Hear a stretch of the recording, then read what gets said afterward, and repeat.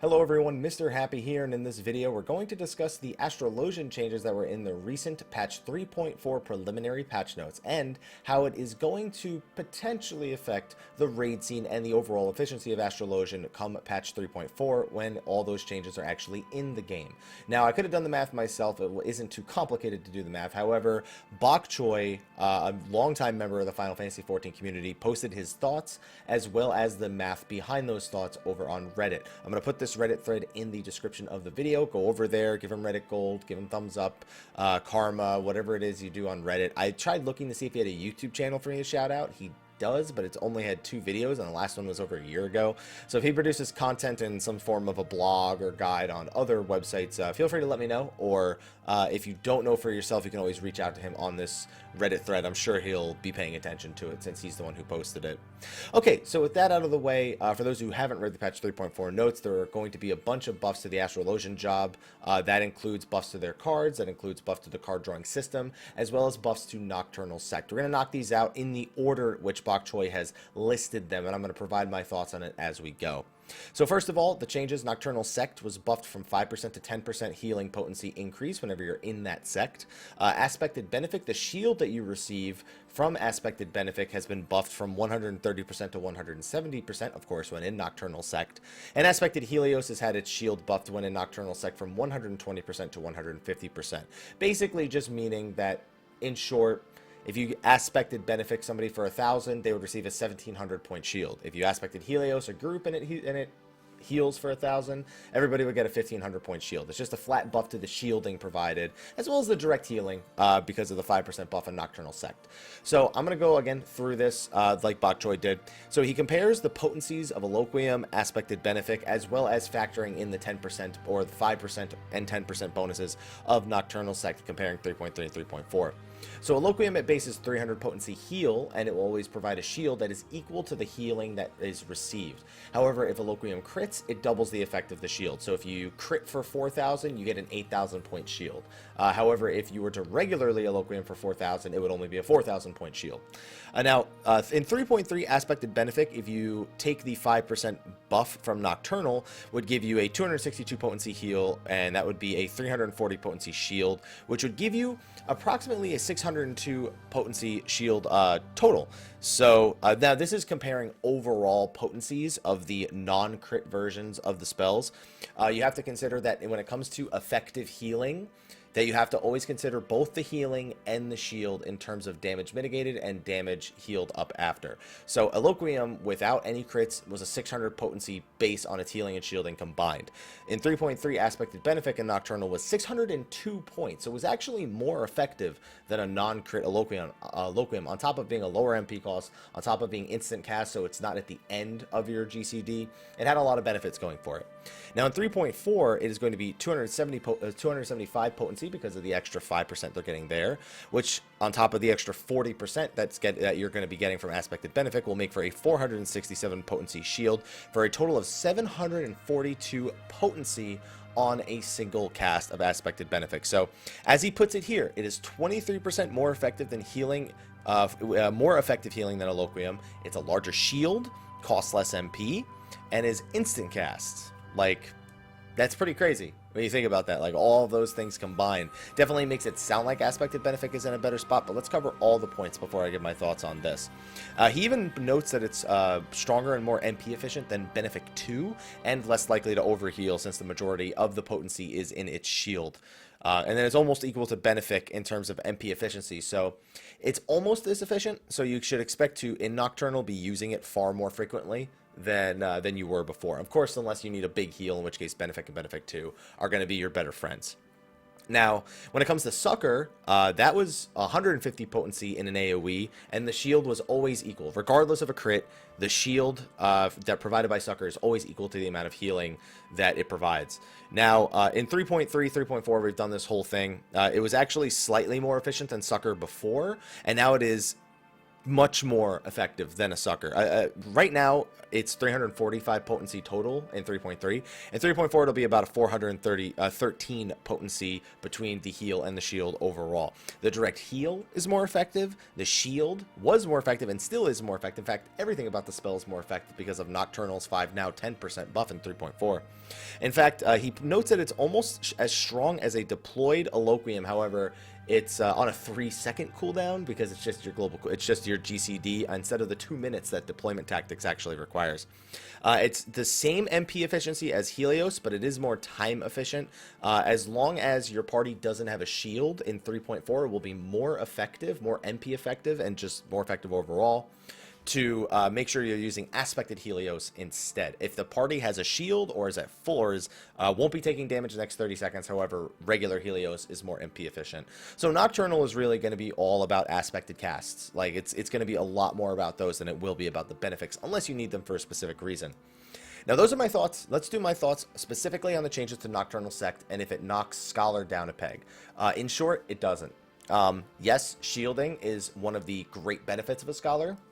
Deployed Eloquiums is the single strongest mitigation tool outside of, I guess, a tank LB3. There's nothing that can compare to it. And even with these buffs, the fact that that still doesn't exist, even though the Aspected Helios is almost as strong as the deployed Adlo, although it's a much closer time, it won't have that same raw efficiency. The thing is, what makes Scholar better than a Nocturnal Astro is not solely in the shielding, and we'll talk about that a little bit more with some of the utility changes that are coming with the cards as well. What it really brings is, it's a combination of things. The pet, you could honestly just say the pet alone makes Scholar its super efficient machine. It's got 4 high potency dots that it can apply to a target that'll tick, which makes it one of the top DPS, top healing DPS. It's got great off global cooldown usage in terms of DPS because of energy drain. It's got really good MP efficiency. It's got a bottomless mana pool pet in Eos or Selene, both of which provide their own buffs, which are incredibly efficient. One of them being Whispering Dawn, which is an AoE regen, something that really only, what's it called? Not Celestial Opposition. Collective Unconscious can match. And while Collective Unconscious has a great regen attached to it, it's not to the same level that Whispering Dawn is in terms of its overall use across the whole fight. You're never just going to do that, be like, hey, we need the regen. You're going to want to make max efficiency of Collective Unconscious by blocking some damage and providing the regen to the whole party.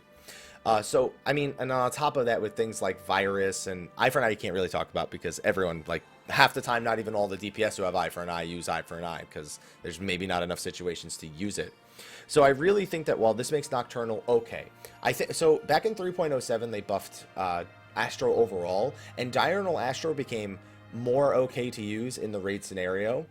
It still wasn't better than White Mage, but it was okay. Like, if you had to run Astro Scholar because that's what your raid group had, you were okay. You could clear the content. You wouldn't feel bad about it. Yes, it was not the most efficient, but I mean, that's like the arguing of bringing Monk versus Dragoon and Ninja. You could do fine with a Monk, but Dragoon and Ninja as a combination generally do better. That's pretty much how Nocturnal is now, where it's not going to be better than a Scholar, but by no means is it wrong. Like, you have so many great strengths you bring as an Astro now that this shielding alone makes White Mage Astro an acceptable combination. So if you're stuck with that, and I say stuck, it's probably a more derogatory term than I need to say, you should be okay if that's what you're going into patch 3.4 with, or if you join a static that has that. I wouldn't be worried as long as the player is a good Astro. That should be your only concern. So we'll touch more on how it compares to Scholar when we get to talking about the cards. Now, on top of that, the enhanced Benefic effect, which I've always hated. I've always hated the instant cast Benefic 2, and a lot of the reasons are stated here by Bokjoy. Instead of it being a 15% chance for your next Benefic 2 to be instant cast, now when you cast Benefic 1, it has a 15% chance to ensure your next Benefic 2 is a crit. Personally, I like this a lot more. Having the guaranteed crit healing makes it so that as long as you're watching that Benefic 2 timer and you're not sure it's not timing out, you can maybe let the tank dip a little bit lower. It depends on the situation. Obviously, if there's a big tank buster coming up before that Benefic 2 is going to hit, that wouldn't be the scenario you'd want to use it in. Having one of those stored Benefic 2s for after a tank buster for a timed heal, also very beneficial. Although the instant cast was also good for that. The auto crit can be timed just as well, to the point where the instant cast, it doesn't really make too much of a difference. I just like it as a proc better. It's still not as MP efficient as Free Cure, but it has far more practical uses than I feel the instant cast did, where a lot of the times it was kind of just like, oh, well, I guess I have this instant cast benefit too. You're not just gonna use it because you have a proc. Kind of the same here, but this proc I feel like you're much more likely to use because of the other implications it comes with in terms of DPSing between needing to heal the tank. So I like that. That's a pretty decent buff. And he also has an idea here. Trinth on Frosty's Mog Talk show, he had an idea that Benefic proc should give you a hot or a shield based on the sect. Personally, I didn't hear that conversation on Mog Talk. I missed that one, but I'm with Bok Choy, I'm with Trinth on this. I think that would be a fantastic change, that if when you casted Benefic, there was a chance that on Benefic cast, it would provide a shield or a heal over time, depending on if diurnal or nocturnal. I think that's a great idea, Trinth. That's something I would like to see happen in the expansion, because that's great. That really plays to the strength of the job, and it's a proc that still feels good and gives you some clear changes in decision making once those things have landed. Now let's see. Now draw and redraw. Draw had its effect duration increase from 15 to 30 seconds. Now if I'm not mistaken, I don't play Astro all too often, only when I'm kind of just looking for a fast queue. That's the duration you have to actually play your card, not how long any of the draw effects last. So with that in mind, the effect duration, yeah, you're either using the card, royal roading it, or tossing it immediately. That's not really that's a change for people who, like, don't know how to use their cards immediately, essentially. Like someone like me who's not very experienced, I would probably benefit somewhat from that change, but in that case, I'm not playing it on a high level anyway, so it's not really that efficient regardless. Now, the recast time on redraw is really nice, and again, Bok Choy listed perfectly here. Mitigates the RNG you have when drawing cards. Because you can redraw every single card draw in the first place, you're always able to attempt a redraw to get a card that you really, really want. He specifically notes that your chance of drawing a bounce with a 60-second recast on redraw is 16.7% or 1 in 6. However, as soon as you have the recast reduced and you have the ability to do it every 30 seconds, it brings it into about a 1/3 chance of drawing the balance card. Because you can't draw the same card again that you just drew, it does increase your odds to a fairly significant rate. So those are great. Those will make for some smoother decision makings when it comes to cards, as well as mitigating the RNG on cards quite a bit, which is a big complaint that a lot of people have. These next two changes were kind of a surprise, although they did talk about how they were making some big changes to some of the cards. So they buffed two cards in particular. They buffed the balance and they buffed the bowl, and they just flat out doubled the potency of these skills. Balance used to be a 10% damage buff, not including Royal Road or Enhanced. Now it's 20% by default, which means that if you were to Royal Road it, it would be 10% to everyone, or if you were to enhance it, it would be 40% to just the one target. Same with the bowl. Instead of a 10% damage mitigation on single target, it's now 20% on single target, 10% to everybody when Royal Roaded, and 40% to the target when enhanced. Just to be clear with all the math there. So here's my thing. When I play Astro, I know I literally do nothing but look for balances as is, and this is again touched right, like I pretty much share all the thoughts that are stated here, and I have no way of really, I just, it's exactly the same. So I'm pretty much always looking for it. Whenever I get an arrow, I almost like to pretend it's a sick joke, because I don't play serious content with my Astro. I give it to like a ninja or a monk, and I'm like, how's that TP looking, buddy? And they're just like, it's so fun, but my TP is going so fast. Why doesn't the arrow make me get TP faster as well, so I can keep up with the GCD lowering that much? And yeah, on a black mage, it's pretty good, but I don't really care too much for arrows. Like I'm always willing to, like, if I have an arrow, it's kind of like my last ditch effort card to use. I'm always looking for that balance. If I get a bowl, if I get an arrow, or spire, especially spear, I pretty much just look to try and make those balances. It's such a powerful card as is with the 10%. With the 20%, Royal Roading that on to everybody is ridiculous, the amount of damage increase that is going to be for the party.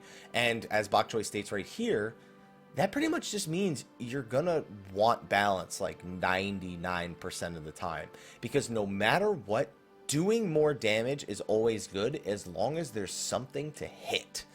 And RNG, you just want it to be on your side strictly for the sake of getting balanced cards. Yes, do the other cards have use? Absolutely. If a if a monk just died after using Invigorate and you can draw an Enhanced Spire and give it to them, fantastic. You know what? They're going to love you for that Enhanced Spire or that Extended Spire because they really don't have TP anymore. You know, they're going to ask the ninja for a goad if you even have one. If you died and the next card you draw and you get an Ewer and you're able to put it on yourself while you wait for Luminous Ether, great. If you draw a Spear and the Spear lines up with Luminous Ether and Celestial Opposition so you can get those cooldowns back faster, generate more MP, fantastic. Those are all great scenarios and are still completely applicable to the job. What it doesn't change is that when none of those scenarios exist, you want the balance. That's pretty much how it's always been. Now, the buff to the bowl is not too big. I'm not a fan of relying on something that you don't know when you're going to have it. Yes, the RNG on it is better now with redraw, but if I'm ever in a scenario where Nidhogg is about to hit the tank really hard, that tank has been playing fine. He's got, you know, defensive cooldowns, whatever. I'm not going to be like, oh, Nidhogg has that big attack coming up on the tank. You know what? This next card, I should really try to make sure it's a bowl. And if I draw a balance, I'm not going to redraw that thing to try and get a bowl to put it on the tank for something he should be prepared for anyway. I'm going to keep that balance, and I'm going to use that and just do my job normally otherwise. So it does have its uses, especially in 4-man dungeons, like in the Duty Finder. I would love to put a 40% bowl on the tank with my regens and just go ham on DPS when it comes to dungeons. I would love to do that. And yes, when in Rome, you could use the bowl, but all damage mitigation in this game is so pre-planned. It's kind of the same reason why parry and blocking don't really matter all that much, because you're never going to rely on those things unless you can guarantee it with a proc or with an ability like Sheltron. You're never going to go, well, I sure hope I parry this next attack. Yeah, you might do that occasionally if you screwed up, but that's not something reliable. Everything is very pre-planned. And so having this occasional bowl just doesn't have enough effective uses. When you do use it, though, your friends will say you're badass. Just remember that. I just don't think that if all the cards to buff, the bowl is not the one I would have picked. The Spear is really the card I feel that just falls behind.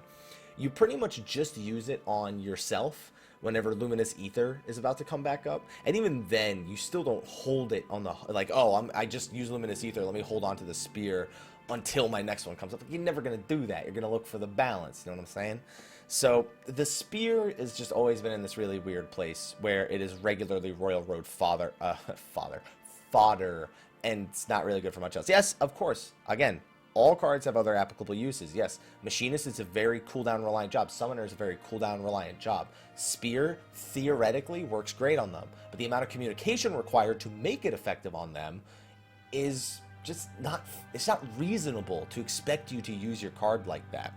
So bowl increase, it's cool, and I'm sure I'll use it occasionally, but it's not something I would have made so much effort. And as Bokchoy says, the game is pretty much all about trying to get a balance at this point, and everything you do will be about trying to get some sort of AoE, enhanced, extended balance, to then spread it to everybody, give it to your best DPS, extend the duration on it with time dilation, whatever it is you're going to be doing with it. Your goals are now to get that, which kind of takes away a little bit of the gameplay aspect of Astro. It's basically your 21 in blackjack is what the balance is right now.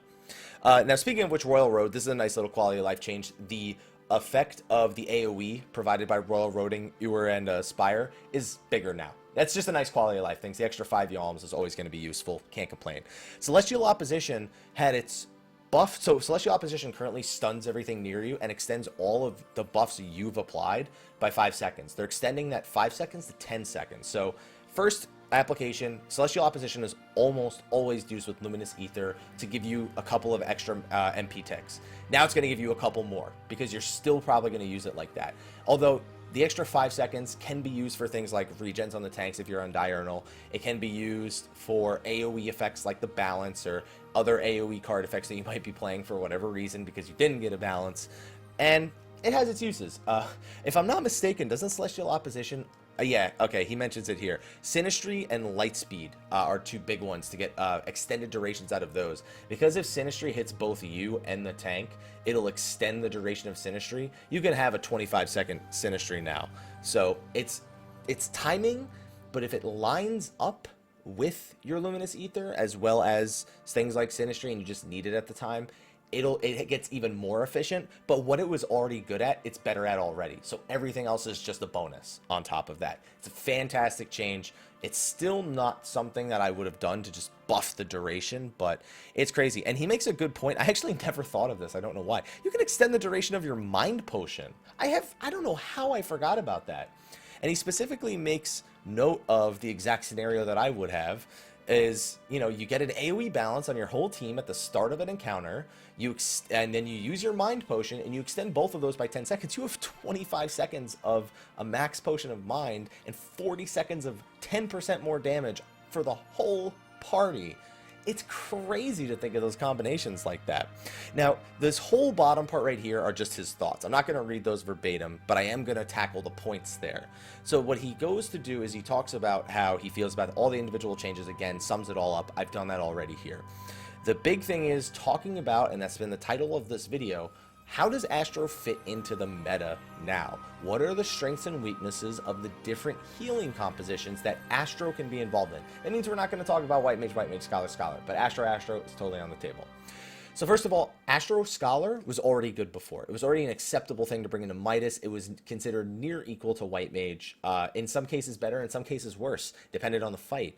Now, Astro Scholar, probably the best combination of healers that you're going to get. Yes, Nocturnal got buffed. No, I don't care, because that's not the reason why you're going to bring Astro and Scholar. You can't even do that. You're never going to be a Nocturnal in that scenario. It was already so good before that the added 10% to balance, the added mitigation of the RNG, the added duration of the effects, the added duration of Luminous Ether through Celestial Oppositions buffs, the increased range, all of these things just make Diurnal Astro even better. You could ignore these changes right here at the top and just look at, wow, Diurnal Astro is so much better now. Not even because of their healing, even though they have this crit now. They can get their cards more often. They can provide even more raid damage to the group. It's a fantastic change. I have a feeling that will be the main meta composition.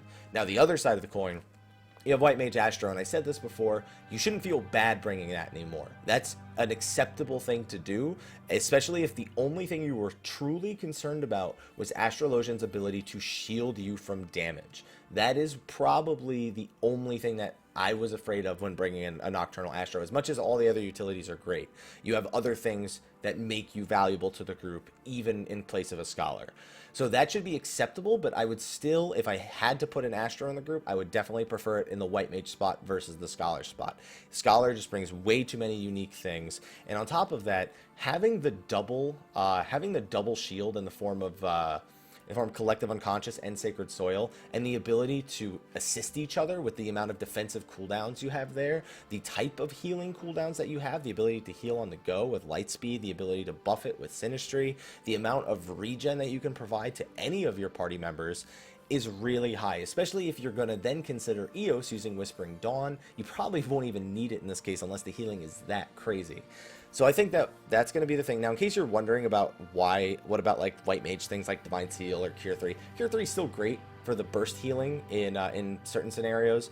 I think that Midas Savage has proven that, especially with World Third of Midas Savage having the Astro Scholar composition, it's a great value. It's something that White Mage brings to the table. It's not enough to basically say White Mage is mandatory. Do I think White Mages will get kicked from groups or forced to change Astro? Maybe the try-hard groups that are like not really trying to compete for world or server ranking, but they just want to do what everybody else is doing. My number one advice to you is, if you have a healing composition, stick to it if nobody wants to change their job. White Mage and Scholar is still as good as it was before.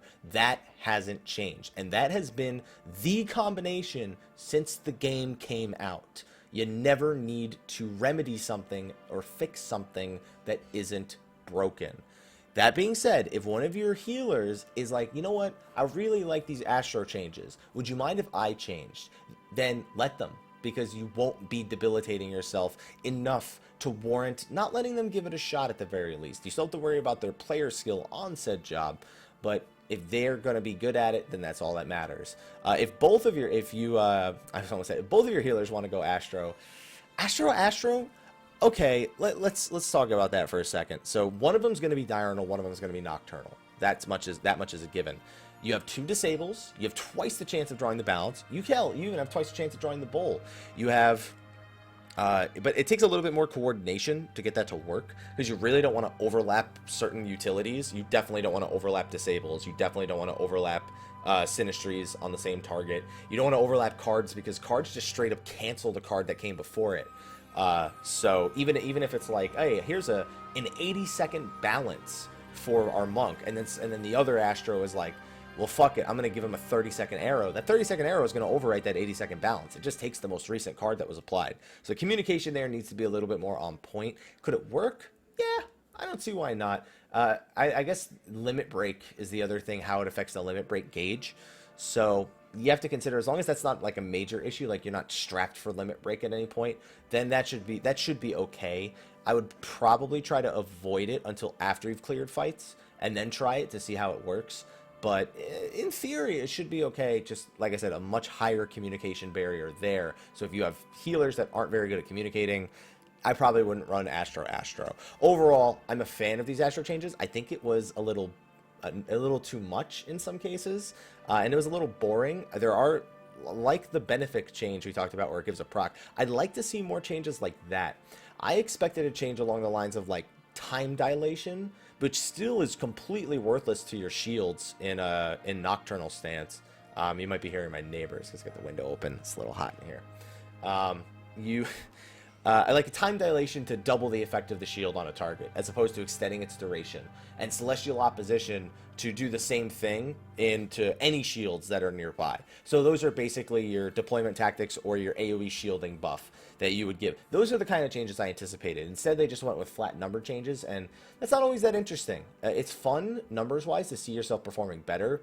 It's just not as fun, sort of, enhancement-wise. It's very, their choice is very uncreative in terms of trying to bring Astro into the meta. I'm hoping that in 4.0, without seeing a lot of new abilities added, we see a lot of unique choices added. Because this job used to be all about having to make unique choices, and they've slowly but surely moved away from that while still trying to create some level of RNG. I'm really interested to see where all of these buffs go, how Astro performs in the next raid tier. Everyone, let me know what your thoughts are on this rant, on this information, on this math. Really intrigued to hear what you guys have to say regarding Astrologian and how you think it will perform in patch 3.4. Be sure to like, favorite, subscribe, and share. And everyone, stay tuned for the next video. We got plenty of guides coming next week for patch 3.4.